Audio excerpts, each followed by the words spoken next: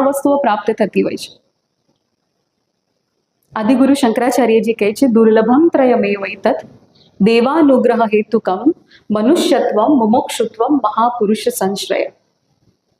સૌથી પહેલા તો માણસ તરીકે જન્મ મળવો એ જ અતિ દુર્લભ છે. તમારા પુણ્ય ન હોય તો ક્યારેય તમને માણસ તરીકે જન્મ નથી મળતો. આ સૌથી પહેલું. બીજી વાત કરે છે કે માણસ તરીકે જન્મ તો મળે, પરંતુ મુમુક્ષુત્વ નથી જાગતું. આખું જીવન પૂરું થઈ જાય છે ત્યાં સુધી એ વૃત્તિ જ નથી થતી કે મારે ખરેખર જીવનમાં કરવાનું છે શું.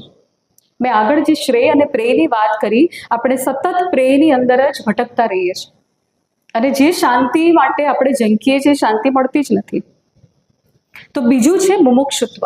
મુમુક્ષુત્વ એટલે મોક્ષ પ્રાપ્તિની ઈચ્છા થવી. તે એટલીસ્ટ ઈચ્છા થવી આવા શાસ્ત્રોને સમજવાની, આવા શાસ્ત્રોના જ્ઞાનને માણવાની, જાણવાની. આવી ઈચ્છા પણ નથી થતી.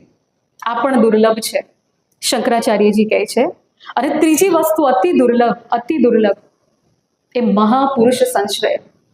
તમારા જીવનમાં કોઈ મહાન વ્યક્તિના સાનિધ્યમાં તમને બેસવા મળે ને, એ પણ અતિ દુર્લભ છે. મહાપુરુષ સંશ્રય. એવું કહેવાય છે કે જ્યારે શિષ્ય તૈયાર થઈ જાય છે, એની પાત્રતા કેળવાય છે, ત્યારે આપોઆપ કોઈ ગુરુ તને આવી મળે છે.